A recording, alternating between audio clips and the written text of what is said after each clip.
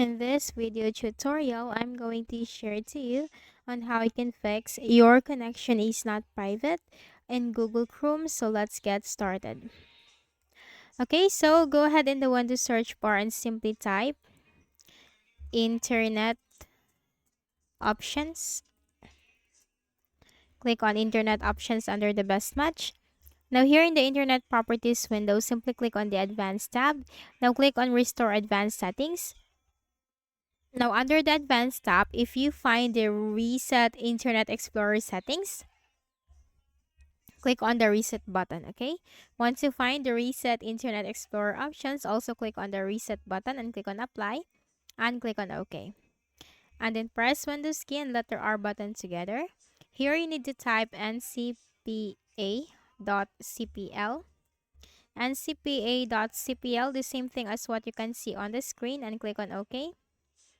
And here you'll find all the networks on your Windows and locate your Wi-Fi. Make a right click, select Properties. In the Wi-Fi properties, locate Internet Protocol version 4. Click on Properties. And here in this window, you have to look for use the following DNS server addresses. Click on that button. For the preferred DNS server, we need to type in here 8.8.8.8. And for the alternate DNS server, type in here 8.8.4.4. Then you just need to click on OK and then close this window and then open your Chrome browser and see if the issue has been fixed for you. Okay, now once you have opened your Chrome browser, also click on the three dots, scroll down and click on the settings icon. Here in the list of options on the left pane, click on privacy and security. Here you'll find delete browsing data. Click on that. Go to the advanced time range, change that to all time.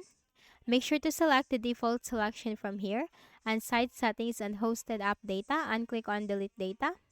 Now close Chrome and you have to open it again, and this time your problem will be fixed. Okay, let me just open Google Chrome.